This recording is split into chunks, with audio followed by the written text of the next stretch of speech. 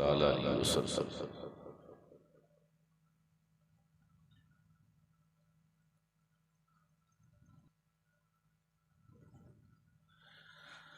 नूर यज़दा मददे सैयदो सुल्तान मददे शाहे शाहा फ़ख्रे रसूला मददे।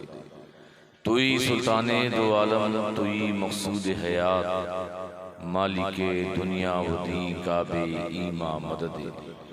बैर सिद्दीक़ उमर अस्बे उस्मान व अली बतुफ़ेले हमा अस्हाबे दरख्शां मददे। गौसे आज़म बमने बे सरो सामा मददे। क़िबले दी मददे काबे ईमा मददे। आसियम लबना कुशर तालिबे बख्शिश हस्तम बहरे ज़ोहरा व मुई शाफ़े इसियां मददे। दरगुलों के ग़ुलामी शह अशरफ दारम या हबीबी बतुफ़ेले शह सिन्ना मददे। या हबीबी बतुफ़ेले शह सिन्ना मददे। या हबीबी बतुफ़ेले शह सिन्ना मददे। क़ाल अल्लाहु तआला फ़ी शान हबीबिहिल करीम इन्नल्लाह व मलाइकतहु युसल्लूना अलन नबी या अय्युहल्लज़ीना आमनू सल्लु अलैहि व सल्लिमू तस्लीमा। अल्लाहुम्मा सल्लि अला सय्यिदिना मुहम्मदिन व अला आलि सय्यिदिना मुहम्मदिन व बारिक वसल्लिम सलातन व सलामुन अलैका या रसूलल्लाह या हबीबल्लाह सल्लल्लाहु तआला अलैहि वसल्लम। सुब्हान रब्बिका रब्बिल इज़्ज़ति अम्मा यसिफून व सलामुन अलल मुरसलीन वल्हम्दुलिल्लाहि रब्बिल आलमीन व हक़ ला इलाहा इल्लल्लाह मुहम्मदुर रसूलुल्लाह। अल्हम्दुलिल्लाह अल्हम्दुलिल्लाहि रब्बिल आलमीन वल आक़िबतु लिल मुत्तक़ीन वस्सलातु वस्सलामु अला सय्यिदिल मुरसलीन व अला आलिहि व अस्हाबिहि अजमईन। अम्मा बाद फ़ौज़ु बिल्लाहि मिनश शैतानिर रजीम बिस्मिल्लाहिर रहमानिर रहीम। फ़क़द लबिस्तु फ़ीकुम उम्रन मिन क़ब्लिही अफ़ला ताक़िलून। सदक़ल्लाहुल मौलानाल अज़ीम व सदक़ रसूलुहुन नबियुल करीम व नहनु अला ज़ालिका लमिनश शाहिदीन व शाकिरीन वल्हम्दुलिल्लाहि रब्बिल आलमीन। अल्लाह सुब्हानहु व तआला के फज़ल व करम से माह मीलाद में उसके महबूबीन की अता से शहंशाहे मदीना कॉन्फ्रेंस नबी के गुलामों ने औलिया कराम के चाहने वालों ने मुनक़िद किया है। अल्लाह तबारक तआला की बारगाह में दुआ है कि गुलशने तेगिया नारे तकबीर नारे तेगिया नौजवान कमेटी के ज़ेर तमाम जो आज का ये जलसा है, मौला ताला उन नौजवानों की खिदमत को कबूल फरमाए। ये जो बक्सा है इधर आवाज कम आ रही है, कोई एक बक्सा इधर घुमाओ या उसमें आवाज की छोराही कहाँ है। लेकिन मौलाना रईस कौसर कादरी के वसातत से ये भी पता हो गया कि चौराही कहाँ है और यहाँ के नौजवान किस कदर जोशीले हैं और किस कदर जलसों में अपनी मोहब्बतों का इजहार करते हैं। मैं अपने खिताब से पहले इसमें तुम्हारी आवाज नहीं है, मैंने बताया ना इस बक्से में आवाज नहीं है।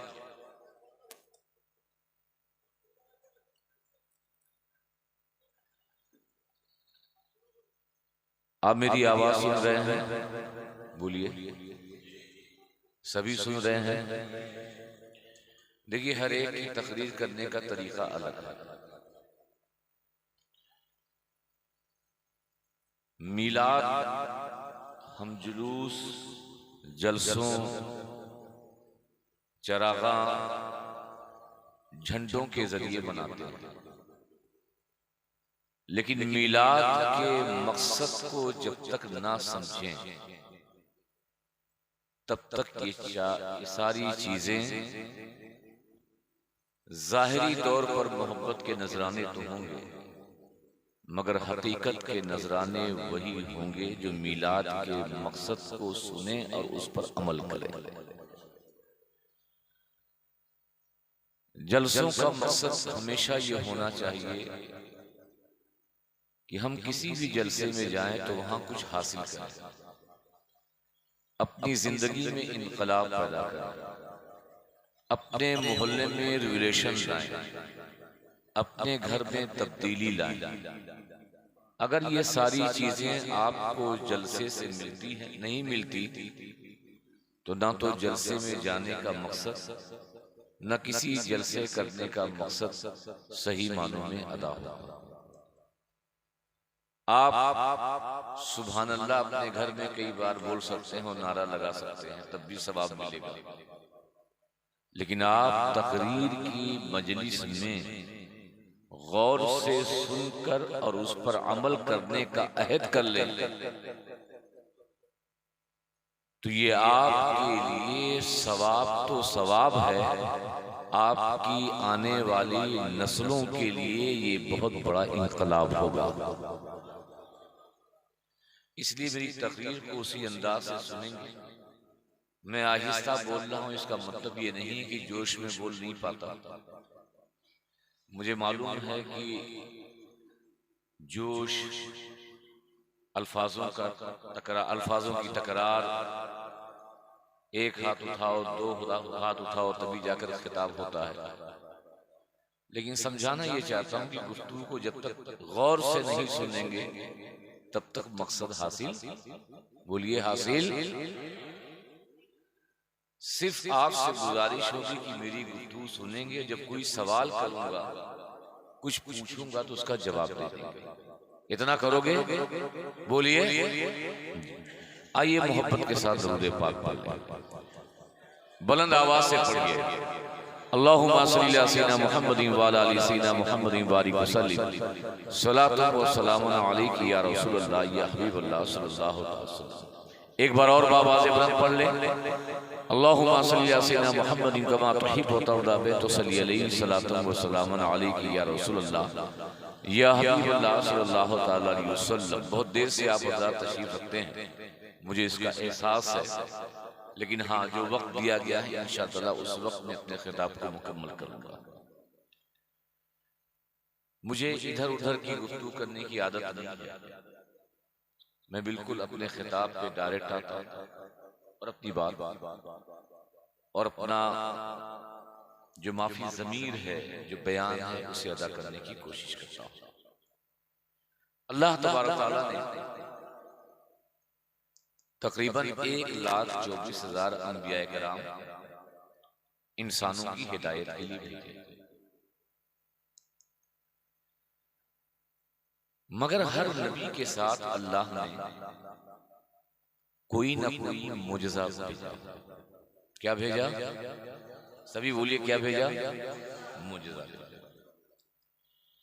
किसी को एक मुजज़ा दिया गया, किसी को 2 मुजज़ा दिया गया, किसी को 3 मुजज़ा दिया गया, किसी को 4। और ये जो मुजज़ा नबियों और रसूलों को दिया जाता, वो इसलिए दिया जाता ताकि अगर कौम उस नबी और रसूल की बात ना माने, उनके नबी होने का इनकार करे, तो मुजज़ा दिखाकर अपने नबूवत की तस्दीक उस मुजज़े के जरिए वो नबी कराते। हज़रत मूसा अलैहिस्सलातु तस्लीम का मुजज़ा ये था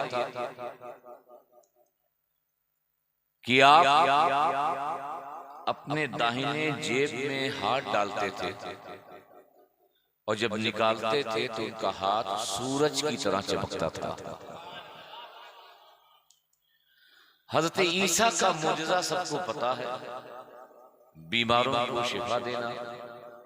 कोई अगर नाबीना है, अंधा है, उसकी आंख पे हाथ रख देते उसे बीनाई मिल जाती।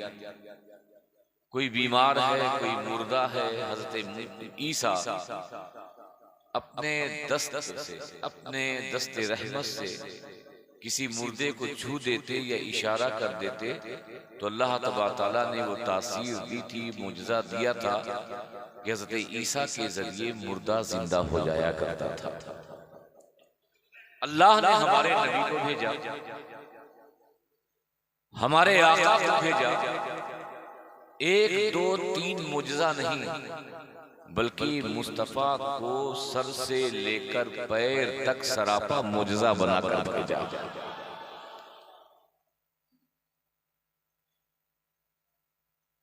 मेरा नबी आया सरापा मुजज़ा बनकर आया। जैसे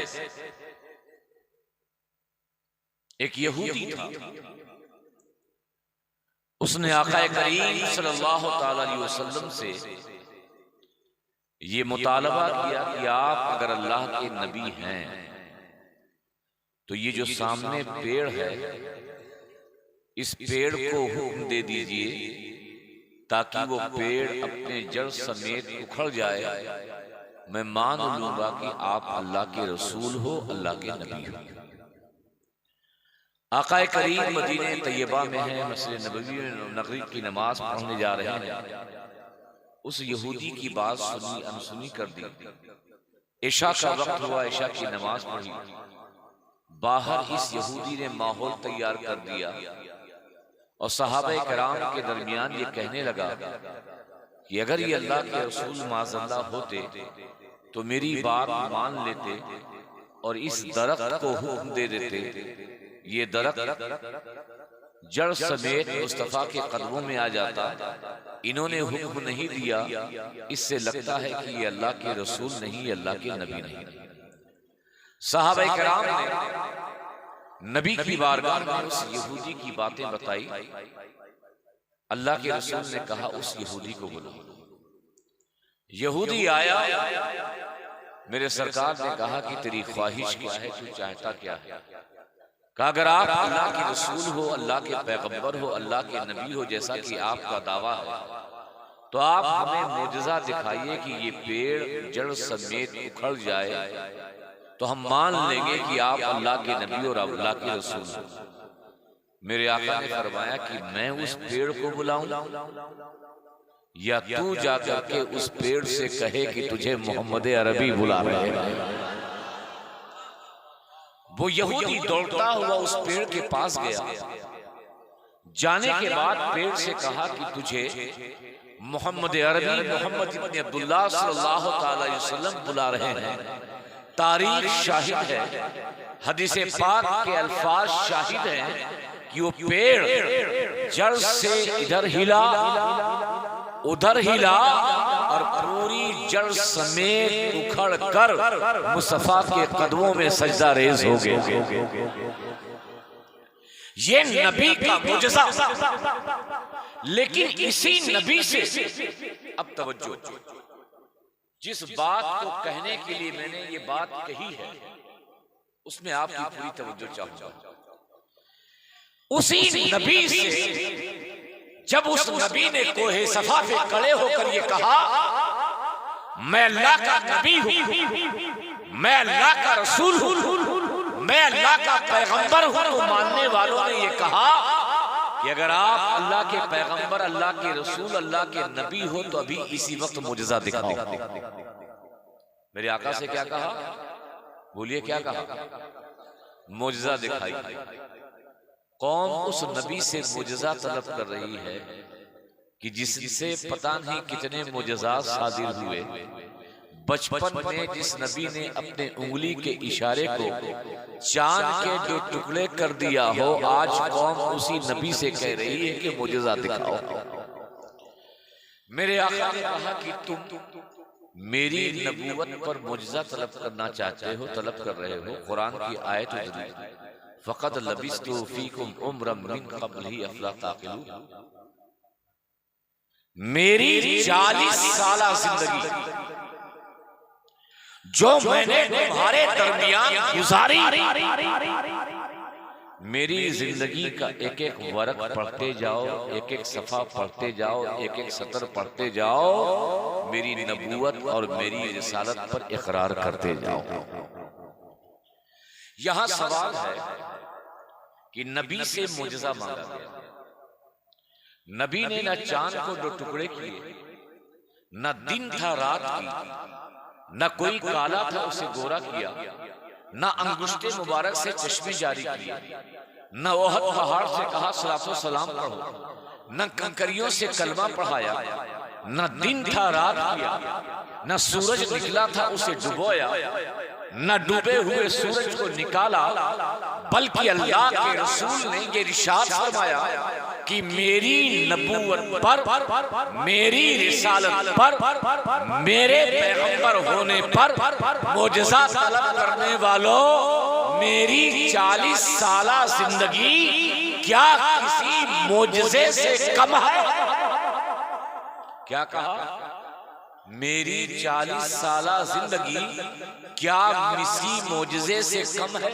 मैंने हुजूर की बारगाह में अर्ज किया, ऐ अल्लाह के रसूल, आप चांद के टुकड़े कर सकते थे, आप कंकरियों से कलमा पढ़ा सकते थे, आप मुर्दे को जिंदा कर सकते थे, आप अंगुष्टे मुबारक से चश्मे जारी कर सकते थे, आप ओहद पहाड़ से कहते सलातो सलाम पढ़ने लगता, आप दिन था रात कर देते, आप कोई और मुजज़ा दिखा देते, मगर आपने अपनी कौम से जो बतौरे मुजज़ा पेश किया, अपनी किताबे जिंदगी पेश किया, अपनी जिंदगी के औराक पेश किए, अपनी जिंदगी के सफ़ात पेश किए, तो मेरा नबी जवाब देता है कि मैंने बतौरे मुजज़ा सिर्फ इन मुजज़ा तलब करने वालों को अपनी जिंदगी, अपनी हयात के औराक को पेश नहीं किया, बल्कि अपनी उम्मत, अपने चाहने वालों, अपने जानिसारों के लिए भी ये दरस है, ये पैगाम है कि जब तुमसे कोई इस्लाम की हक़ानियत पर सवाल करे, इस्लाम की सच्चाई पर एतराज करे, पूछे इस्लाम कैसा मज़हब है, तो किताब को बतौरे दलील बाद में पेश करना, अपनी जिंदगी को नबी की सीरत में, नबी के कैरेक्टर में, नबी के किरदार में ऐसी ढाल लेना कि वो तुम्हें देखे और इस्लाम की हक़ानियत का एतराफ़ करता हुआ नजर आए। आज मुश्किल ये है, जलसे बहुत होते हैं, इतने जलसे होते हैं कि शायद किसी भी कम्युनिटी में इतने जलसे ना होते होंगे जितने सुन्नियों के होते हैं। वहाबियों का जलसा, देवबंदियों का जलसा, दूसरी जमातों का जलसा बहुत मुख्तसर, सुन्नियों का जलसा हर इलाके में, हर गांव में, हर शहर में, मगर फिर भी सुन्नी बढ़ रहा है या घट रहा है? बोलो, हाँ नहीं तो बोलो, बढ़ रहा ही घट रहा है? बढ़ रहा है। कैसी बात कर रहे हैं आप? शहरों में देखिए कितनी मस्जिदें हमारी थी उनकी हो गई, कितने इलाकों में वो नहीं थे वो पहुंच गए, कितने गांव में कि पूरा पूरा गांव उनका हो गया। क्यों हुआ? इसलिए कि हम जब मुखालिफ को दलील देते हैं तो किताब से देते हैं। क्या देते हैं? किताब से। गैरों को दलील देते हैं तो किताब से देते हैं। अरे किताब से पढ़कर दलील मुस्तफा ने कोहे सफा पर बता दिया कि किताब ये बतौरे दलील बाद में पेश करना, अपनी जिंदगी को इतनी शानदार बना लेना कि कोई तुम्हें देखे तो कहे इस्लाम कितना अच्छा मजहब है, तुम्हें देखे तो कहे सुन्नी कितना अच्छा मजहब है। आज हम मुसलमान बन गए, आज हम अपने आप को सुन्नी जरूर कहते हैं, मगर आज हकीकत में हम किरदार से सही सुन्नी और मुसलमान ना बन सकते।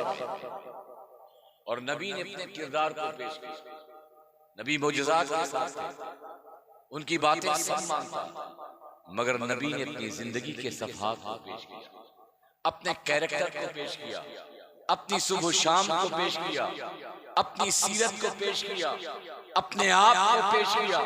नबी ने कैसे कारोबार किया, नबी कैसे अपने अहबाब के साथ, नबी कैसे गैरों के साथ, नबी कैसे सहाबा के साथ, नबी कैसे दुश्मनों के साथ, नबी कैसे पड़ोसियों के साथ, नबी कैसे अपने अज़वाज के साथ, नबी कैसे तिजारत करते थे, ये मुस्तफा ने पहले करके बता दिया, ताकि मेरी उम्मत अगर मेरी सीरत पर अमल कर ले तो इससे बड़ी उम्मत और शानदार उम्मत पूरी दुनिया में कोई।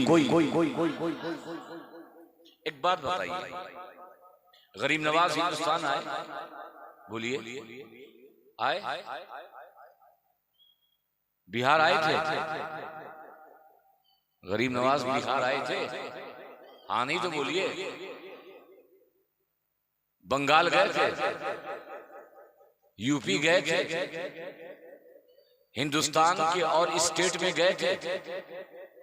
सिर्फ गरीब नवाज जो आए हैं लाहौर, पानीपत, दिल्ली, जयपुर, अजमेर, यही गरीब नवाज के आने का रूट और आने का रास्ता। न बिहार गए, न झारखंड गए, न एमपी गए, न छत्तीसगढ़ गए, न महाराष्ट्र गए, न तमिलनाडु गए, न आंध्रा गए, न तेलंगाना गए, मगर गरीब नवाज के हाथों कितने मुसलमान? सभी बोलो, कितने मुसलमान? तकरीबन कितने मुसलमान? बोलिए ना।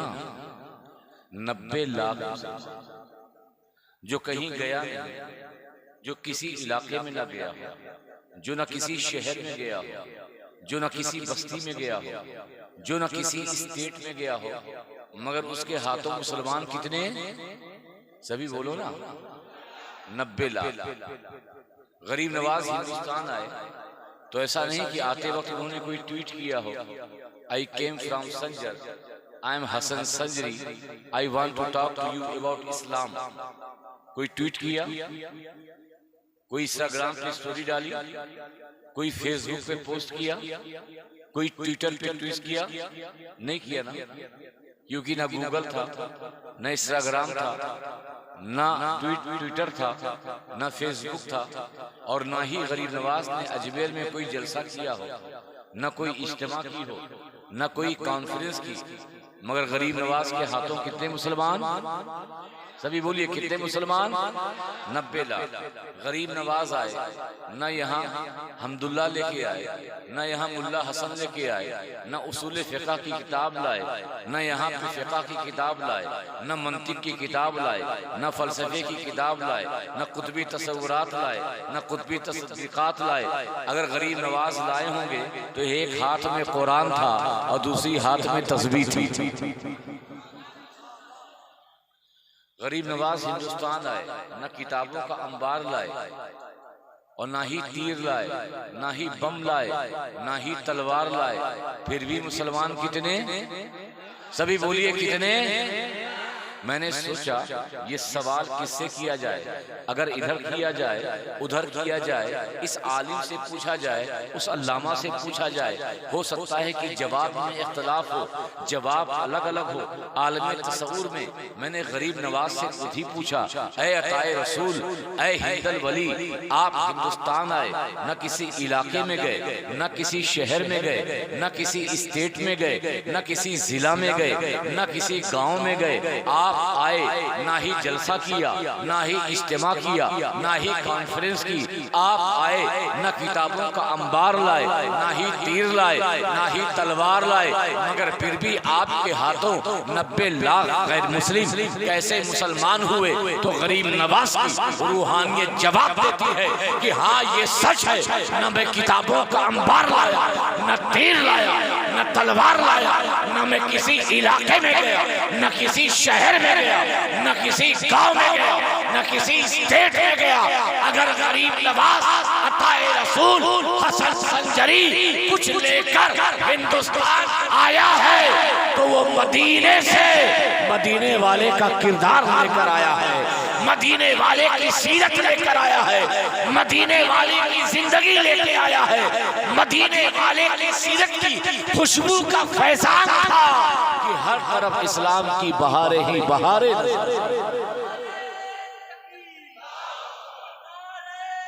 हमें ना खंजरो तलवार की जरूरत है, हमें ना खंजरो तलवार की जरूरत है, बस रसूले पाक के किरदार की जरूरत है। और बुलंद आवाज से बोल दो, हमें ना खंजरो तलवार की जरूरत है, बस रसूले पाक के किरदार की जरूरत है। और मैं जीत सकता हूँ दुनिया को चंद लम्हों में, बस एक हैदर करार की जरूरत है। मैं जीत सकता हूँ दुनिया को चंद लम्हों में, बस एक हैदर करार की जरूरत। अच्छा एक बात बताओ, नमाज फर्ज है? सभी बोलो ना। सबसे अहम इबादत नमाज है, रोजा है, ज़कात है, हज है। इनमें से किसी को पता है कि नमाज कब फर्ज हुई उम्मत पर? किसी को कब फर्ज हुई? उम्मत पर जो नमाज फर्ज हुई है कब हुई है? हाँ बताओ कब?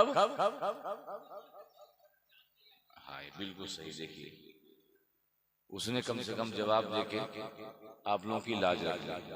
उम्मत पर मेरा नमाज कब फर्ज हुई? सभी बोलिए कब हुई?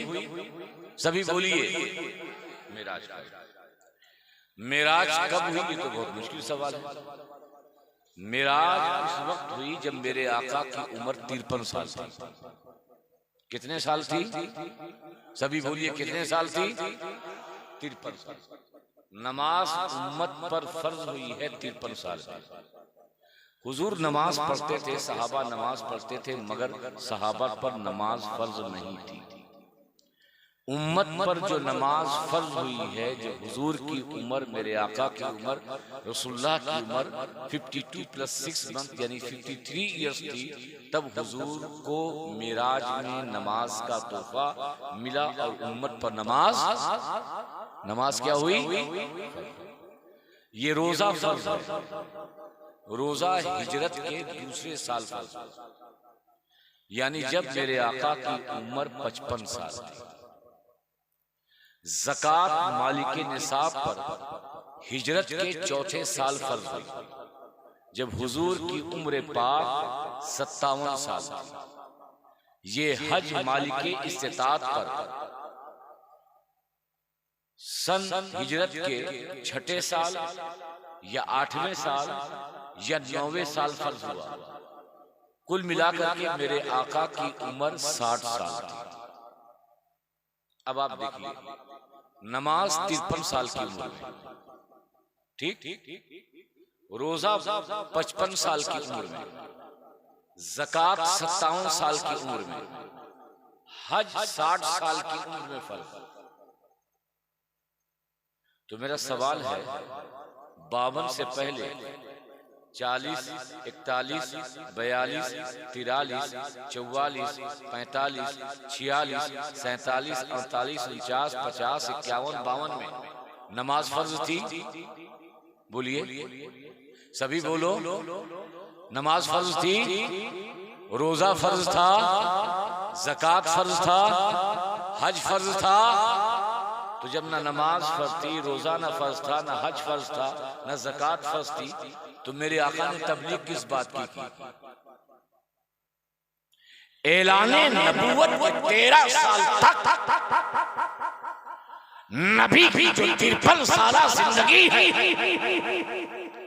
40 साल जिंदगी की कुरान और ऐलाने नबूवत के बाद 13 साल तक न आका ने नमाज की तबलीग की, न रोजा की, न हज की, न ज़कात की। तो सवाल ये है, किस बात की तबलीग की? न नमाज है, न रोजा है, न हज है, न ज़कात है। तो हजरत खदीजा इसका जवाब देती हैं कि जब मेरे आका सल्लल्लाहु अलैहि वसल्लम को पहली बार वही नाजिल हुई, आपके बदन पे कपकपी तारी हुई, आपने कहा कंबल उड़ा दो। हजरत खदीजा ने कंबल उड़ाया। हजरत खदीजा को पता नहीं था ये अल्लाह के नबी हैं। हजरत खदीजा को ये खबर ना थी कि अल्लाह के रसूल हैं। हुजूर ने बताया नहीं, मगर हजरत खदीजा ने जो बात कही थी, कहा मेरे खाविद, मेरे सरदार, मेरे आका, आप गम ना करें, आपके अंदर 7 खूबियां ऐसी हैं जो रूए जमीन में किसी के अंदर नहीं है। और सबसे पहली खूबी ये है कि आप जो दुश्मन हैं, जो दिल से दूर हैं, जिनके घरों में दीवार खड़ी है, जो एक चश्मे पे पानी पीने के लिए तैयार नहीं है, आपका काम ये है कि जो दुश्मन हैं उन्हें दोस्त बनाने आए हैं। जिनके दिल टूटे हुए हैं उन दिलों को जोड़ने आए हैं। जिनके अंदर दूरियां पैदा हो गई है उन दूरियों को मिटाने आए हैं। तो सरकार की जो सारी जिंदगी है वो है आपका इखलाक, आपकी मोहब्बत, आपका ऐसा किरदार था कि सरकार ने अपनी नबूवत का, अपने आप को, अपनी रिसालत का इकरार सिर्फ ये कह के नहीं कराया कि मैं अल्लाह का नबी हूँ, अल्लाह का रसूल हूँ, इन मोजज़ात को देखो, मुझे नबी मानो, बल्कि मुस्तफा ने अपनी जिंदगी को अपनी उम्मत के सामने ऐसी पेश की कि मुस्तफा की जिंदगी को देखकर, बेदाग जिंदगी को देखकर लोगों ने इस्लाम को कबूल किया, मुसलमान हुए, साहिब ईमान। आज मुश्किल ये है, हम सुन्नियों में बीमारी ये है कि हम आपको शॉर्टकट में जब तक जन्नत न दे तब तक आप मुतमईन नहीं होते। ये पढ़ लो जन्नत मिल जाएगी, वो कर लो जन्नत मिल जाएगी, दोनों जेब में लेके जन्नत कमाते हैं और जन्नत बांट के चले जाते हैं। और हम सुन्नी समझते हैं कि हमने जलसा कर लिया, नारा लगा लिया, सुभान अल्लाह बोल लिया, बड़ा मजा आया, खतीब साहब ने बड़ा शानदार खिताब किया, बहुत चुटकुले सुनाए, बहुत कहानियां सुनाई, बड़ा लुत्फ आया, बड़े नारे लगे, पूरा मजमा भरा हुआ था, पूरा जलसा भरा हुआ था, बड़ा मजा आया, बड़ा शानदार प्रोग्राम हुआ। हम इसी ताक में रहते हैं और अपने जलसे की कामयाबी को इसी में समझते हैं। मुसलमानों, जलसों की कामयाबी इस बात में है कि अल्लाह ने जो फरमाया कि नबी के नक्शे कदम पे चलो, अल्लाह ने फरमाया मुस्तफ़ा जो तुम्हें दें उसे ले लो, मुस्तफ़ा जिससे तुम्हें रोकें उससे रुक जाओ। मुस्तफ़ा ने अपनी जिंदगी में जो मोहब्बत की सौगात अपनी उम्मत के सामने पेश की है, अगर हमारे अंदर वो मोहब्बत का मादा नहीं, अखलाक का मादा नहीं, सीरत की चाशनी नहीं, अगर हमारे अंदर मौजूद नहीं है तो हम नाम के मुसलमान हैं, काम का मुसलमान वही है जिसके जिंदगी में नबी की सीरत का बाब रोशन हो। मैं बड़ी ईमानदारी से एक बात कहूंगा, यहां इनमें से बहुत से हाफिज़े कुरान मिल जाएंगे, बहुत से लोग ऐसे मिल जाएंगे जिन्होंने रमजान में कुरान इमाम साहब के पीछे सुना होगा, मगर बड़ी जिम्मेदारी से कहता हूं कि इनमें से एक आदमी भी नहीं मिलेगा जो खड़ा होकर ये कह दे कि मैंने जिस रसूल का कलमा पढ़ा है उस रसूल की जिंदगी को भी पढ़ा है। एक बंदा नहीं। कुरान पढ़ने वाले मिल जाएंगे, कुरान याद करने वाले मिल जाएंगे, मगर अफसोस हम मुसलमानों में है कि जिस नबी का कलमा पढ़ते हैं उस नबी की सीरत, उस नबी का किरदार, उस नबी की जिंदगी का मुताला करने वाले हमें नहीं है। कोई अगर नबी की गुस्ताखी करे तो हमारा इश्क, हमारी दीवानगी इस कदर आपे से बाहर हो जाती है कि उसका पूरा घर घेर लेते हैं, उसका पूरा इलाका घेर लेते हैं, थाने को घेर लेते हैं, पता नहीं क्या से क्या नहीं करते कि उसने मेरे आका की गुस्ताखी की। ऐसे ऐसे नारे आ गए हैं कि जिससे हम समझ लेते हैं कि ये नारा हमने लगा दिया तो हमारा इश्क पूरा हो गया, ये नारा हमने लगा दिया हमारे इश्क की मेराज हो गई। कभी मुसलमानों तुमने झांक कर अपने अंदर देखा कि तुम नबी के खुद कितने गुस्ताख।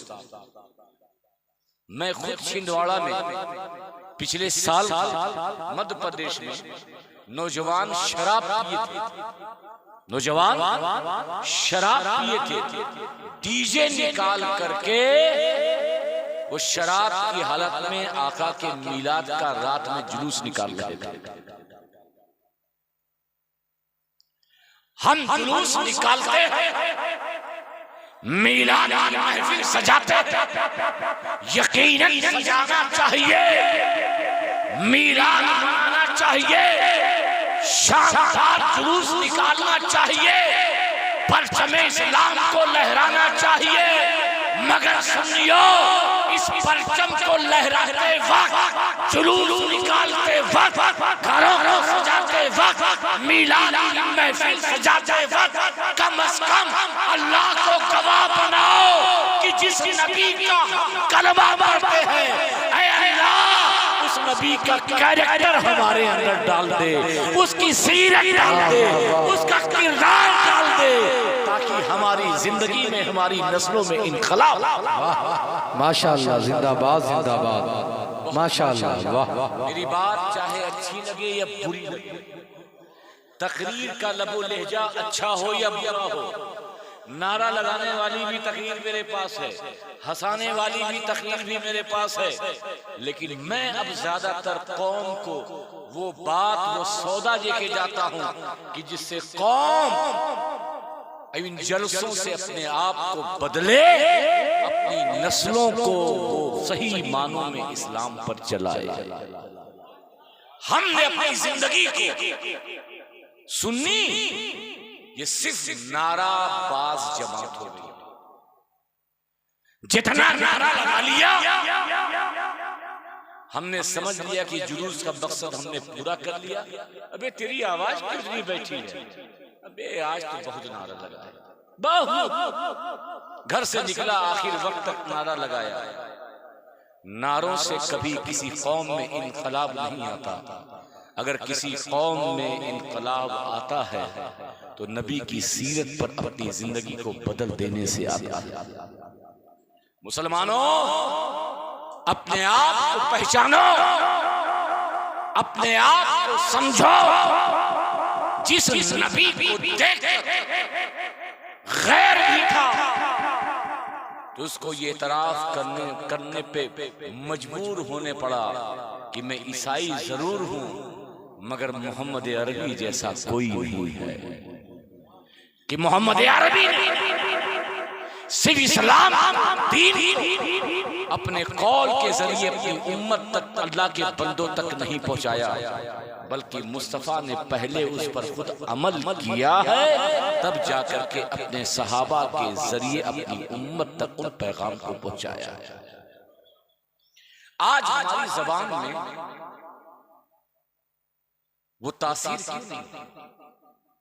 आज जब कोई बात बोलते हैं तो आपके अंदर वो एहसास का मादा क्यों नहीं होता?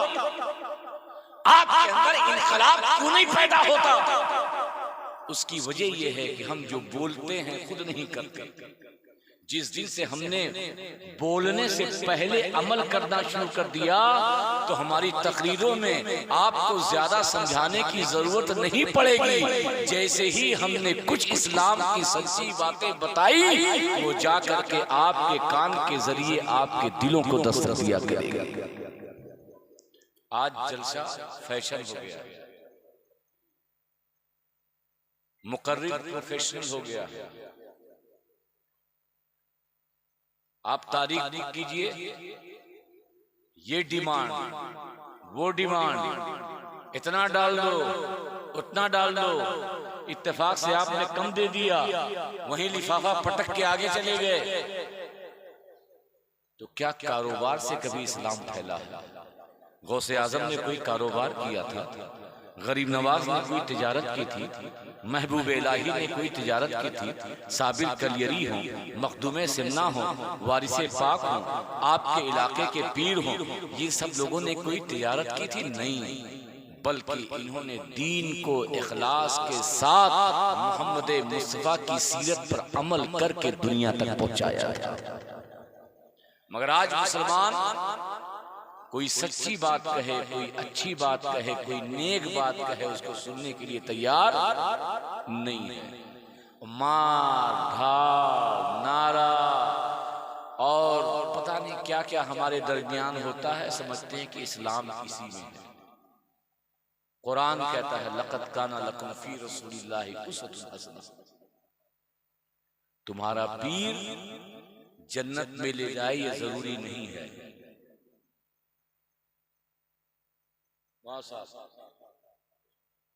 बहुत कड़वी बात बोल रहा हूं। आते हो पीर के दामन को पकड़ लेते हो, समझते हो जन्नत मिल जाएगी। मिल गई, नमाज पढ़ने की क्या जरूरत, रोजा रखने की क्या जरूरत, पीर साहब तो हमको जन्नत में लेके जाएंगे। अरे पीर साहब अपने लिए जन्नत सोचे, मुरीद का तो बाद में होगा। सिर्फ वाहिद साहब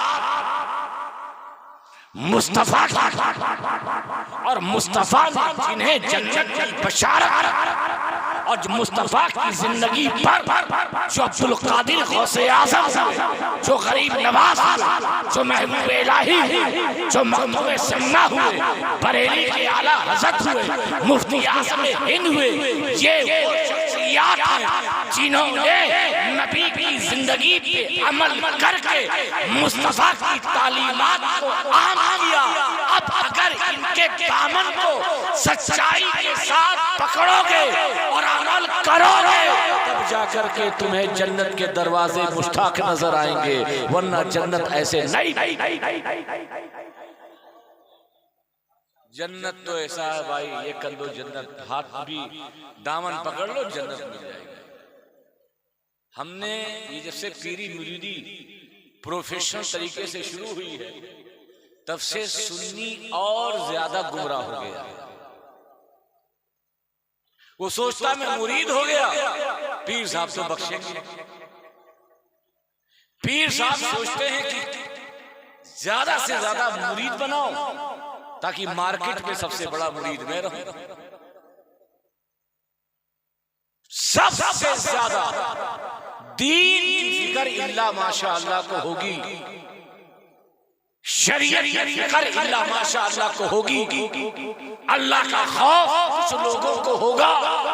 मगर मार्केट में अक्सर पीर ऐसे ही आपके पास आते हैं, आप उनके पास जाते हैं जिन्हें अल्लाह का खौफ नहीं बल्कि आपका माल, आपकी दौलत, आपकी जमीन, आपकी जायदाद चाहिए। आ गए चौराही में मुरीद कर लिया, हमारे पास कितने बीघा जमीन है? 10 बीघा, 1 बीघा खानका के नाम लिख दो। पीर साहब ने कभी कोशिश नहीं की तुम्हारा बच्चा पढ़ाई कर रहा है कि नहीं कर रहा है, बिगड़ा हुआ है या सुधरा हुआ है, शराब पी रहा है या जुआ खेल रहा है, वो माशरे में तबाही के दहाने पे खड़ा है या शरीयत के मुताबिक जिंदगी गुजार रहा है। पीर को देखो और देखो कि वो तुम्हारी आखिरत की फिक्र कर रहा है या दुनिया की फिक्र कर रहा है।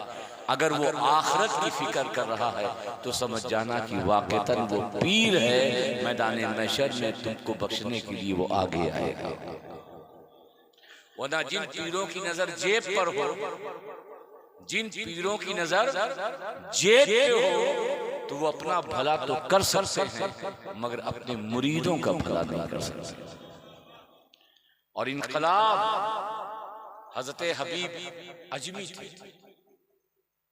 हो सकता है मेरी बात आपको नहीं समझ में आ रही क्योंकि आप जिन जलसों के आदी हैं वो मुझे पता है। और मैं वाक़ईतन कहूं कि मैं बिहार में शायद 1 या 2 या 3 जलसा बड़ी मुश्किल से करता हूं, नहीं जाता जाता ही नहीं। मैं आपको बताऊं, शिवहर है, शिवहर है, शिवहर ही इसका नाम है, मुजफ्फरपुर के आगे, हाँ ऐसे कुछ नाम है। तो एक मेरे उस्ताद मौलाना कमरे आलम अलीमी जमदा शाही और बल्ती मुसैरी के बहुत करीब ताल्लुक भी है और वाक़ईतन मैं उन्हें अपना उस्ताद मानता हूँ। तो इत्तेफाक से उनके जरिए वो जलसा हुआ और मुझे 3 बजे बैठाया गया अच्छा, यहाँ जलसा होता तो मेला होता है, चाट वाला है और मिठाई बिक रही है, जलेबी चल रही है, लड़कियां ब्यूटी पार्लर से आकर के टहल रही हैं, लड़के उनकी तलाश में निकले हुए हैं। ये पूरे बिहार में जलसों का माहौल है। आलम यह है कि अगर वो घर पे ना मिल पाए तो मिलने का पता वो जलसा देता है कि उस जलसे में तुम पहुंच जाना, मैं भी पहुंच जाऊंगा, वहां हमारी तुम्हारी मुलाकात हो जाएगी। आजकल यही है, किसी उर्स में जाइए, आज पहले लड़के लड़कियां किसी पार्क में मिलते थे, किसी टाकीज में मिलते थे, आज लड़के लड़कियां पार्क और टाकीज में डर की वजह से नहीं मिलते, बल्कि किसी बाबा के उर्स में मिलते हैं, कोई बहुत बड़ा जलसा हो वहां पर मिलते हैं। देखा कि मजमा है, एकदम मेला लगा हुआ है, सड़क पर कोई आ रहा है, कोई जा रहा है, 2-3 हजार का मजमा था। एक शायर साहब आए, वो पढ़ के चले गए, एक मुकर्रिर आए, पढ़ के चले गए, मेरा नंबर 3 बजे तो 300 बजे, 300 या 250 लोग रहे। तो मैंने जो बात सबसे पहले कही, मैंने ये कहा कि अगर मैं मुफ्ती होता तो जो मुरव्वजा जलसे आज हो रहे हैं तो सबसे पहले इसके नाजायज होने का फतवा देता, और फिर वही कमेटी के लोगों को खड़ा किया, और खड़ा करने के बाद मैंने यही कहा कि मुझको इतनी दूर से बुलाया, मेरा पोस्टर में नाम डाला, बड़े बड़े फोटो डाले कि हजरत का खिताब होगा, आप 3 बजे बैठाए, सारे लोग चले गए, मैं अब खिताब जिन्नातों के बीच में करूं, फरिश्तों के बीच में करूं, कहां जाके करूं, और तुम जो 3-4 लाख रुपया लगाए हो चंदा करके, 10-10, 20-20, 100-100, 200, 500 जमा करके बंबई और दिल्ली जा करके, या जो लोग बंबई और दिल्ली में काम कर रहे हैं उनसे तलब करके, और इतना गरीब गांव था, इतना गरीब गांव था, अंसारियों की वहां पे बस्ती थी कि बच्चियों की शादी नहीं हो रही है, गुर्बत की बुनियाद पर बच्चों को पढ़ा नहीं पा रहे हैं, मुफलिसी की बुनियाद पर। मैंने कहा ये जलसे तुम करते या न करते, मैदान महशर में अल्लाह तुमसे ना पूछता कि तुमने अपने इलाके में जलसे क्यों नहीं किए, मगर इन पैसों का जो तुमने जलसों में इस्तेमाल किया है, अल्लाह जरूर पूछेगा इन पैसों का तुमने इस्तेमाल गरीबों के लिए क्यों नहीं किया, मुफलिसों के लिए क्यों नहीं किया, गरीब बच्चियों की शादी के लिए। हम जैसे लोगों को नजराना दे करके, वाह वाही कर करके जलसा सजा लिया, वाह वाही हासिल कर ली, इससे कौम का भला होने वाला नहीं। इसलिए मैं आता ही नहीं, आता ही नहीं, क्योंकि ऐसी बातें कौम सुनने के लिए तैयार नहीं है, ऐसी बातें आप हजम करने के लिए तैयार नहीं। इस्लाम जब भी फैला है तो किरदार से फैला है, इस्लाम जब भी आगे फैला है तो कैरेक्टर से फैला है, सच्चाई से फैला है, झूठ ना बोलने से फैला है, चुगलखोरी ना करने से फैला है, किसी को ना सिताने से फैला है, पड़ोसियों का हक देने से फैला है। सिर्फ नारा लगाने से कभी इस्लाम फैला, बोलिए, फैला नहीं है। हजरत हबीब अजमी देखिए, इनकलाब के साथ बदलाव के साथ उसके लिए जलसों की जरूरत नहीं होती है, उसके लिए सिर्फ दिल में अल्लाह का खौफ पैदा हो जाए, इंसान की जिंदगी बदल जाती है। हजरत हबीब अजमी थे, जब वो मैदान से जाते थे, इतने बड़े सूदखोर थे, इतना इंटरेस्ट लेते थे कि जब किसी के वहां जाते थे तो अगर सूद की रकम नहीं मिलती थी तो वो जाने का भी एक्स्ट्रा पैसा लेते थे कि मैं तेरे घर आया हूं, इसका भी तू कुछ अदा कर। आलम ये था कि जब गलियों से गुजरते, मैदानों से गुजरते, इलाकों से गुजरते, तो शहर के कस्बों के बच्चे हजरत हबीब अजमी को देखते और कहते हैं, बच्चों, ऐ साथियों, इनसे भागो, अगर हबीब अजमी की हवा हमें लग गई तो हम भी नापाक और गुनहगार हो जाएंगे। देखिए सुभान अल्लाह, हम किस बात पर सुभान अल्लाह बोलते हैं हमें यही नहीं पता। हमारे एक सैयद साहब थे डिग्रस के, एकदम सच्चा वाकया है कि वो मस्जिद में तकरीर कर रहे थे, एक बहुत मशहूर हदीस है बनी इस्राइल की कि एक आदमी ने 99 कत्ल कर दिया और फिर तौबा करने के लिए कहा कि अल्लाह ताला मेरी तौबा कबूल करेगा या नहीं करेगा। एक मौलवी साहब के पास गया तो मौलवी ने कहा कि तूने 99 कत्ल किए हैं तो कैसे अल्लाह तेरी तौबा कबूल करेगा। तो उसने चाकू निकाला और फौरन मौलवी के पेट में डाल दिया। तो जैसे ही मौलवी के पेट में उसने चाकू डाला, ये सैयद साहब ने कहा तो जितने भी मुक्तदी थे सबने कहा सुभान अल्लाह। क्या कहा? तो सैयद साहब कहते हैं अहमद को नादानो जाहिलो, उसने 99 मर्डर किए, एक बार तुमने सुभान अल्लाह नहीं कहा। जैसे ही मैंने कहा कि उसने मौलवी का मर्डर कर दिया, फौरन तुम्हारी जबान से सुभान अल्लाह आ गया। तो सुभान अल्लाह कहाँ बोलते हैं कहाँ नहीं बोलते ये भी नहीं पता होता। तो हज़रत हबीब अजमी गुजरते थे तो बच्चे भी उनके दामन की हवा से बचते थे कि ऐसा ना हो कि इसके दामन की हवा लग जाए तो हम गुनहगार हो जाए। एक दिन एक औरत के पास गए ब्याज की रकम लेने के लिए, उसका शौहर नहीं था, वो अपने बच्चों का सालन बना रही थी, खाना बना रही थी। हबीब अजमी ने कहा कि भाई मुझे मेरे सूद की रकम दे दो। तो उस औरत ने कहा कि मेरा शौहर नहीं है और अभी हालात ठीक नहीं है, मैं तुम्हें रकम नहीं दे सकती। तो हबीब अजमी ने कहा कि रकम नहीं दे सकती, मैं तुम्हारे दरवाजे पे आया हूँ, कुछ ना कुछ तो देना पड़ेगा। उस औरत ने कहा मेरे पास कुछ नहीं है, जो तुम्हें क्या दूं? कहा सालन की महक आ रही है, ये जो सालन तुम अपने बच्चों के लिए बना रही हो ये मुझे दे दो। वो मजबूर होकर के उस औरत ने सालन हजरत हबीब अजमी को दे दिया। हजरत हबीब अजमी घर आए, जब दस्तरखान लगाया, सालन प्लेट में निकाला तो सारा सालन जो गोश्त का था वो खून का बन गया। जब खून का बना तो हजरत हबीब अजमी को एहसास हो गया, ये हबीब ये जो सालन खून का बना है ये किसी औरत की आह का नतीजा है जिसकी बुनियाद पर ये सालन खून का हो गया है। फौरन अल्लाह की बारगाह में हाथ उठाया और अल्लाह की बारगाह में दुआ की कि ए अल्लाह तू हबीबे अजमी की तौबा को कबूल फरमा ले। अब मैंने जिन जिन को रकम दी है, हबीब कभी इंटरेस्ट तो दूर की बात अपनी रकम का भी उससे मुतालबा नहीं करेगा। ये तौबा करते हैं। दूसरे दिन हबीब अजमी जब उसी शाहराह से गलियों से गुजरते हैं तो वही मोहल्ले के बच्चे कहते हैं कि बच्चों आओ हबीब अजमी के करीब चलो, अगर हबीब अजमी के दामन की हवा लग जाएगी तो हम भी जन्नत वाले हो जाएंगे, हम भी नेक हो जाएंगे, हम भी पारसा हो जाएंगे। मतलब क्या कि पहले के लोग चाहे काजी अयाज हो, चाहे हबीब अजमी हो, एक नसीहत का जिंदगी में एक वाकया अगर उनके सामने गुजर जाता तो वो ऐसी तौबा करते, ऐसी सच्ची तौबा करते कि सिर्फ अल्लाह के नेक बंदे नहीं बल्कि वो औलियाए किराम के सरदार करते थे।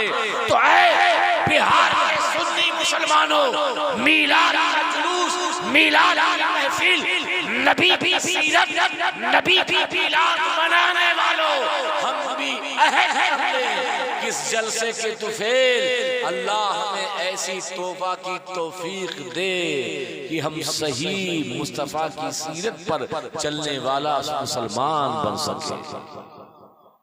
हम मुसलमान कैसे? हुजूर तो आए थे लोगों के दिलों को जोड़ने के लिए, मगर ये मुसलमान दिलों को तोड़ने आता था। हजरत फखरे जहां दहलवी, ये हजरत महबूब इलाही के खलीफा, क्या नाम है? नहीं सुने? हजरत फखरे जहां, हजरत फखरे जहां दहलवी, ये महबूब इलाही के खलीफा अपने मुरीदों के साथ जा रहे हैं तो देखा कि एक हौज है, उस पर कुछ पंडित बैठे हुए हैं और कुछ लोग नहा रहे हैं, पंडित उसे नहला रहे हैं। मगर एक बूढ़ा था, उस बूढ़ा का कोई भक्त नहीं था, उसका कोई जजमान नहीं था, उसका कोई मानने वाला नहीं था। बूढ़ा बेचारा मायूसी के आलम में बैठा। जो मोटे थे, मुस्टंडे थे, जो ताकतवर थे पंडित, सारे भक्त लोग वहां नहाने के लिए जमा हैं। और होता भी यही है। हम मुसलमानों की भी आदत है कि जिस दुकान को सबसे ज्यादा जरूरत होगी हमें सामान लेने की, हम उस दुकान पे नहीं जाते, और जिस दुकान पे लाइन लगी होती है सामान लेने की, हम उसी दुकान पर सामान लेने के लिए जाते हैं। एक अंग्रेज था, एक मुसलमान की दुकान पे गया और उससे कहा कि भाई साहब ये सामान दे दीजिए। अंग्रेज से उसने कहा ये सामान की कीमत 500 रुपया है। उसने कहा ये 500 रुपया ले लो, सामान दे दो। उसने कहा नहीं, सामान मैं तुम्हें नहीं दूंगा, सामने वाली दुकान है वहां पे जाओ, जाकर सामान ले लो। वो अंग्रेज उस सामने वाली दुकान पे गया सामान लेने के लिए। उसने सामान निकाला, कहा कितने का, कहा 500 रुपए का। इसने 500 रुपया दे दिया, उसने सामान ले लिया। मगर अंग्रेज था, उसने सोचा कि आखिरकार पहले वाले ने सामान क्यों नहीं दिया। तो पहले वाले दुकानदार के पास आया, कहा कि सामान वही है, कंपनी वही है, रेट वही है, लेकिन तूने मुझे सामान क्यों नहीं दिया। तो उस मुसलमान दुकानदार ने जवाब दिया कि भाई साहब ऐसा है कि अल्लाह ने मेरे किस्मत में जितना रिस्क लिखा था आज मुझे बहुत मिल गया, मगर मेरी भाई की दुकान पर कोई ग्राहक नहीं आया था, कोई कस्टमर नहीं आया था, तो मैंने सोचा कि मेरे घर का चूल्हा तो जल जाएगा, कम से कम मेरे भाई के भी घर का चूल्हा जल जाए। ये कि जो अपने लिए नहीं बल्कि अपने साथ साथ अपने मुसलमान भाइयों के लिए सोचते थे। तो हजरत फख्र जहां देहलवी ने अपने मुरीदों से कहा कि अगर आप कहो तो इस बुढ़े को जो पंडित है उसके चेहरे पे मुस्कान ले। तो मुरीदों ने कहा हजरत आप पीर साहब हो, हम आपको क्या हुक्म देंगे, आप जो चाहो सो करो। हजरत फख्र जहां देहलवी हजरत महबूब इलाही के खलीफा उस पंडित के पास जाते हैं, बूढ़े पंडित के पास, और कहते हैं कि बाबा जी हम भी स्नान करना चाहते हैं, हम भी नहाना चाहते हैं। पंडित ने आपको नहला दिया। हजरत फख्र जहां देहलवी ने उसे 5 रुपया दिया, 5 टका दिया, उस दौर में जो चलता था वो दिया। वो पंडित खुश हो गया।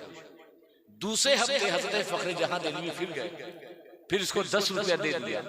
तीसरे हफ्ते गए 15 रुपया दे दिया। जब चौथे हफ्ते गए तो उस पंडित ने हजरत फख्र जहां देहलवी के हाथ को पकड़ लिया, कहा कि आज स्नान बाद में होगा, सबसे पहले आप मेरे घर में चलेंगे, उसके बाद स्नान होगा। हजरत फख्र जहां देहलवी ने कहा कि बाबा जी ऐसा क्यों कर रहे हो, स्नान करा दो बाद में घर चलेंगे। कहा नहीं, पहले आप हमारे घर चलिए, स्नान बाद में। हजरत फख्र जहां देहलवी को अपने घर ले गया, एक तख्त पर बिठाया। हजरत फख्र जहां देहलवी एक तख्त पर बैठ गए, सारे उसके अपने घर वालों को बुलाया, और बुलाने के बाद उसने कहा कि पहली बार आप आए थे तो मैं समझ नहीं पाया, मैं समझा था कि आप अपने हो। दूसरी बार मुझे शक हुआ कि आप अपने नहीं हो। तीसरी बार यकीन हो गया कि आप हमारे धर्म के नहीं हो, बल्कि आप मुसलमान हो। बोल दो सुभान अल्लाह। क्या कहा, आप मुसलमान हो, और जानते हो कि मैंने आपको अपने घर में क्यों बुलाया है? इसलिए कि जिस नबी का उम्मती इतना शानदार हो, जिस नबी का उम्मती इतना शानदार हो कि गैरों पे मुस्कान लाने के लिए अपने कपड़े को बदल दे, तो उस उम्मती का नबी कितना शानदार होगा, उसका रसूल कितना शानदार होगा, उसका पैगंबर कितना शानदार होगा। घर पर हमने इसलिए बुलाया है कि जिस नबी के उम्मती ने तेरे किरदार में इनकलाब पैदा किया है, हम उसी सोहना नबी के दामन से वाबस्ता होकर कलमे की दौलत से सरफराज होना चाहते हैं। कल तक हमारे किरदारों से, हमारे कैरेक्टर से, हमारी जिंदगियों से दूसरों की जिंदगियों में इनकलाब आता था। आज तो हमारे नाम से गैर अफसोस करते हैं कि मुसलमान सबसे बदतर कौम, सबसे बेकार। मुसलमानों अपने आप को बदलो, जोश से नहीं होश से काम, नबी की सीरत को पेश नजर रखो। ये दुनियावी गोरख धंधे से बाहर निकले। बात कर रहा था कि पीर साहब, यही बात कर रहा था। एक बात नोट कर लो, लिख लो, इसको लिख लो। मेरी बात सुन रहे हो? हाँ बोलो या नहीं? लिख लो। कोई पीर, जुमला सुनिए, कोई पीर वलिये कामिल भी हो, कोई पीर वलिये कामिल भी हो, और आप जब उसके पास दुआ के लिए जाएं, उसकी दुआ कबूल हो आपके हक में, ये जरूरी। मैं आम पीर की बात नहीं कर रहा, कोई पीर वलिये कामिल भी हो, अगर आप उसके पास दुआ के लिए जाएं, आपके हक में वो दुआ करे, वो दुआ रब की बारगाह में मकबूल हो, ये जरूरी। लेकिन एक नुस्खा जरूर बताता हूं कि तुम्हारे घर में तुम्हारे जो माँ बाप हैं, तुम्हारे घर में जो तुम्हारे माँ बाप हैं, अगर वो अपनी औलाद के हक में दुआ कर दें तो अल्लाह तबारक ताला उनकी दुआ जरूर कबूल करता है। हम पीर के पीछे दौड़ रहे हैं कि पीर साहब हमारी किस्मत बदल दो, पीर साहब हमारे बेटे को ठीक कर दो, पीर साहब आप अपना दामन दे दो ताकि जन्नत मिले।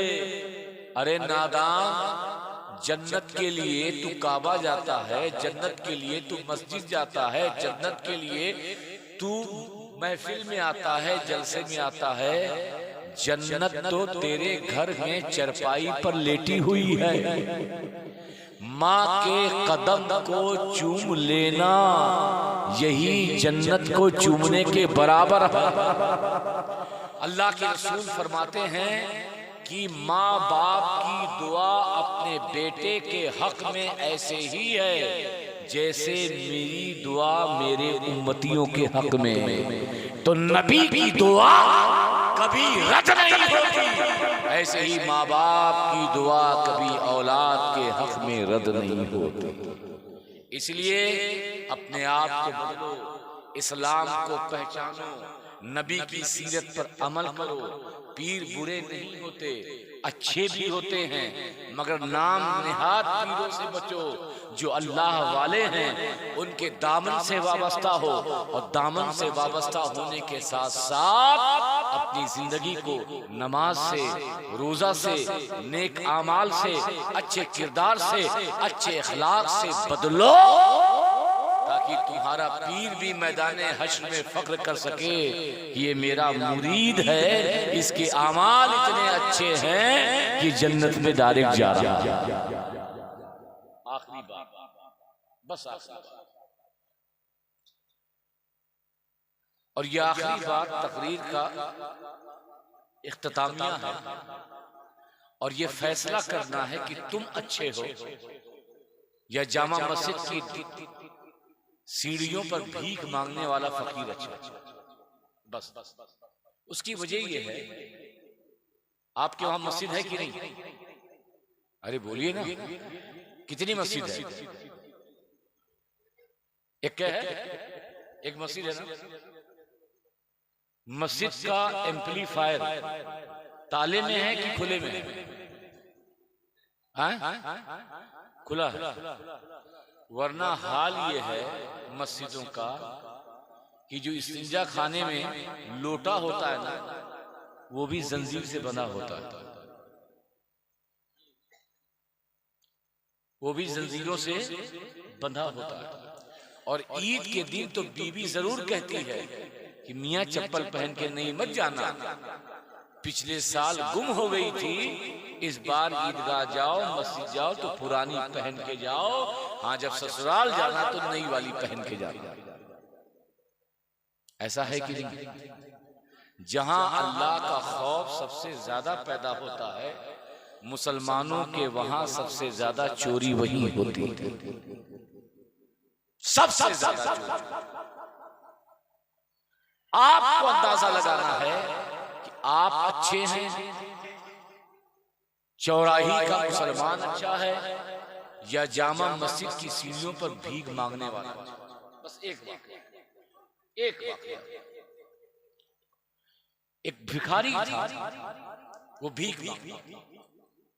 एक अंग्रेज आया, उससे उसने भीख मांगी, उसने उसे कुछ डॉलर दिए, उसका पर्स गिर गया, भीड़ में आगे चला गया, वो गुम हो गया। भिखारी ने आवाज दी, सुन ना पाया, आवाज देता रहा, अंग्रेज चला गया, मगर अंग्रेज सुन ना पाया, इसने पर्स को रख लिया। 3-4 साल के बाद अंग्रेज फिर हिंदुस्तान दिल्ली आया, जामा मस्जिद के पास पहुंचा। इस भिखारी ने उस अंग्रेज को पहचाना। जब पहचाना तो कहा, बाबूजी आप मुझे पहचानते हो कि नहीं? उसने कहा, I don't know who are you, मुझे नहीं पता है कि तुम कौन हो। कहा, बाबूजी आपको याद है कि 3 साल पहले आप आए थे, आपसे हमने भीख मांगी थी, आपका पर्स गिर गया था, हमने आपको आवाज लगाई, आप चले गए, कारण व्हाट हैपेंड, क्या बात? कहा, बाबूजी मैंने आपको रोका इसलिए है, वो पर्स मेरे पास आज भी मौजूद है। इस पर सुभान अल्लाह नहीं बोलोगे? वो पर्स मेरे पास आज भी मौजूद है, आप थोड़ी देर ठहरो, मैं घर जाता हूं, पर्स लेकर आता। गया घर, पर्स लेकर आया, अंग्रेज के हाथ में रखा, हमारे हाथ में रखता तो हम सीधे लेके निकल जाते, मगर वो अंग्रेज है, वो रीजन जानना चाहते हैं, वजह जानना चाहते हैं। उस अंग्रेज ने कहा कि भाई एक बात बता कि तूने मेरा ये पर्स रखा, तू चाहता अमीर बन जाता, चाहता अच्छा खासा बिजनेस कर लेता, चाहता तो आलीशान इमारत बना लेता, मगर तूने मेरे पर्स को अपने पास रखा, न पाउंड खर्चा किया, न डॉलर खर्चा किया, बल्कि तूने मेरा इंतजार किया। तो जानते हो उस भिखारी ने क्या जवाब दिया? सुनना चाहोगे? सभी बोलो। उस भिखारी ने जो जवाब दिया है,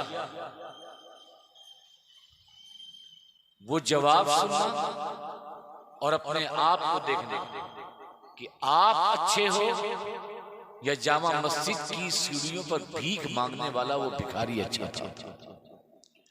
उस भिखारी ने कहा, बाबूजी बात बिल्कुल सच है, अगर इन रकम का इस्तेमाल कर लेता तो मैं अमीर हो जाता, मालदार हो जाता, अच्छा कारोबार कर लेता, आलीशान घर बना लेता, मगर जानते हो किस वजह से मैंने खर्च नहीं किया? कहा, क्या वजह? कहा, वजह यह है कि कल हश्र कायम होगी, कल हश्र कायम होगी, तुम ईसाई हो, हजरत ईसा के साथ होगे, मैं हुजूर का उम्मती हूं, मैं अपने आका के गिरोह में रहूंगा, और कहीं तुम मुझे पहचान लिए, तुम्हें ये याद आ गया कि मैंने तुम्हारा पर्स रखा था, मिलने के बाद भी मैंने तुम्हारा पर्स तुम्हें लौटाया नहीं, बगैर इजाजत के मैंने तुम्हारे रकम को खर्च किया, ये शिकायत तुम कहीं अपने पैगंबर हजरत ईसा से मेरे नबी के सामने मत करना। अगर तुमने कहीं ये शिकायत मेरे नबी के सामने कर दी, इसी डर से मैंने पर्स को लौटाया है, कहीं मेरी वजह से हजरत ईसा के सामने मेरे आका को शर्मिंदा ना होना पड़े। मेरे इस अमल मेरे आका को हजरत ईसा के सामने शर्मिंदा ना होना पड़े। बाबूजी गुर्बत की जिंदगी बर्दाश्त है, भूख भरी की जिंदगी बर्दाश्त है, तंगदस्ती की जिंदगी बर्दाश्त है, लाखों मुसीबतें बर्दाश्त है, मगर मैदाने महशर में मेरे अमल से हज़रत ईसा के सामने मेरे नबी शर्मिंदा हो, इस उम्मती को कभी बर्दाश्त नहीं।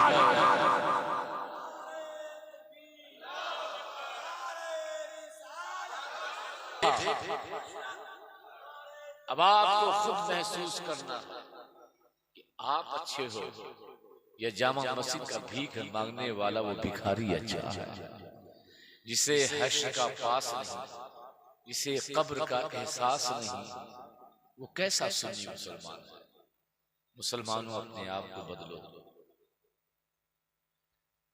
चेंज करो, अपने अच्छे अखलाक से लोगों को मुतासिर करो, अपनी फैमिली, अपने पड़ोसी, अपने मोहल्लों का जो हक इस्लाम ने दिया है उसे अदा करो। नमाज से तुम्हारा फायदा है, इस्लाम का नहीं। रोजे से तुम्हारा फायदा है, इस्लाम का नहीं। ज़कात देने से तुम्हारा फायदा है, इस्लाम का नहीं। मगर तुम नबी के किरदार पर अगर जिंदगी गुजारोगे तो तुम्हारा भी फायदा है और इस्लाम का भी फायदा है। जिन लोगों ने इन किरदारों पे जिंदगी गुजारी, आज उन्हीं की जिंदगियों को हम दुनिया के सामने पेश करते हैं। क्यों पेश करते हैं? कि इन्होंने नबी के नक्शे कदम पे जिंदगी गुजारी और उन्हीं के कदमों की बरकत से लाखों लोग मुसलमान हुए। गैरों का दिल जिंदगियों में इनकलाब लाने से होता है। नमाज भी पढ़ो, रोजा भी रखो, मिलाद भी मनाओ, खुशियों का इजहार भी करो, जुलूस भी निकालो, मगर इनके साथ साथ जो हुजूर के आने का मकसद था, जो मिलाद का मकसद था कि मेरी उम्मत शानदार उम्मत हो, मेरी उम्मत का किरदार आला किरदार हो, मेरी उम्मत झूठ मत बोले, मेरी उम्मत किसी का दगा मत करे, मेरी उम्मत किसी को सताए नहीं, मेरी उम्मत किसी यतीम का हक न ले, मेरी उम्मत किसी बेवा को बेजा जुल्म न करे। ये हुजूर की ख्वाहिश थी। ऐसी नेक अच्छी उम्मत बनाना चाहते थे तो आशिक नारों से नहीं बनते, गुलाम नारों से नहीं बनते, गुलामी और इश्क नबी की सीरत, नबी के किरदार और नबी की मोहब्बतों से बनते हैं। वमा अलैना इल्लल बलाग।